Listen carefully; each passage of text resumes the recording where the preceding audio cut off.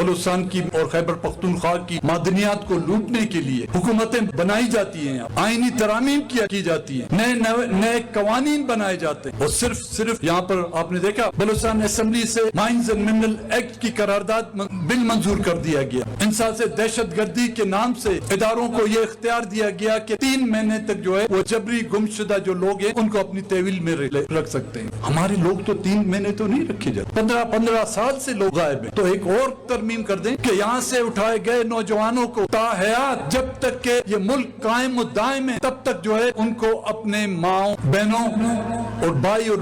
والدوں سے جو ملنے کی اجازت نہیں دی۔ یہ قانون بھی آپ بنا، یہی اسمبلیاں جو آپ کی ربڑ اسٹمپ بنی ہوئی ہیں ان کو استعمال کر کے 100 سالہ 3 ماہ کے بجائے 100 سالوں کی ان کی میعاد کر دیں۔ یہ عہد ہمیں کرنا ہوگا قطع نظر کہ اس شخص کا تعلق کس ضلع سے ہے، کس قوم سے ہے، کس قبیلے سے ہے، کس علاقے سے ہے، کس تحصیل سے ہے۔ کوئی بھی شخص جبرن اغوا کیا جاتا ہے، ہم تمام پولیٹیکل پارٹیوں کو بغیر سوچے، بغیر دیکھے، بغیر انتظار کیے ہوئے ہمیں جو ہے احتجاج کا جو ہے راستہ اختیار کرنا پڑے گا۔ ان پولیٹیکل پارٹیوں کو یک آواز ہو کر بلوچستان کے وسائل کو لوٹ مار کرنے کے لیے جو بین الاقوامی کمپنیاں وہ لا رہے ہیں اور یہاں پر بلوچستان کے وسائل کے جو ہے جمعہ بازار لگائے ہوا ہے، ہم تمام ان پولیٹیکل پارٹیوں کو ایک آواز ہو کر، چاہے وہ مقامی سرمایہ دار ہے، چاہے وہ بین الاقوامی سرمایہ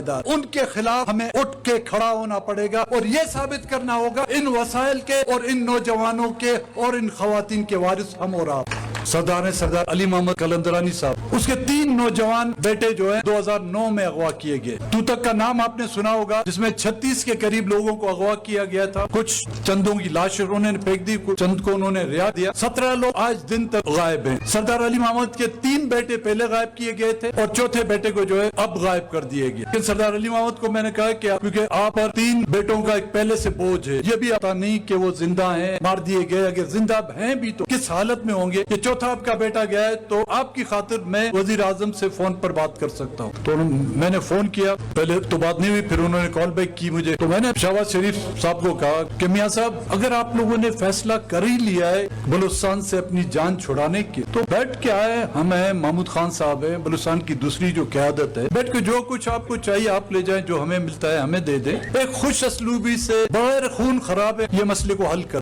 وہ کہتے ہیں نہیں مینگل صاحب اس طرح آپ بالکل سوچے ہی نہیں، میں تو نہیں سوچتا، لیکن آپ لوگوں کا عمل یہ ثابت کر رہا ہے کہ آپ کو بلوچستان میں بسنے والوں سے کوئی محبت نہیں، آپ کو بلوچستان میں رہنے والوں سے کوئی لگاؤ نہیں، آپ کو صرف اگر لگاؤ ہے تو یہاں کے وسائل پر، یہاں کے سمندر پر، یہاں کے ساحل، آپ صرف اس کو لوٹنا چاہتے ہیں۔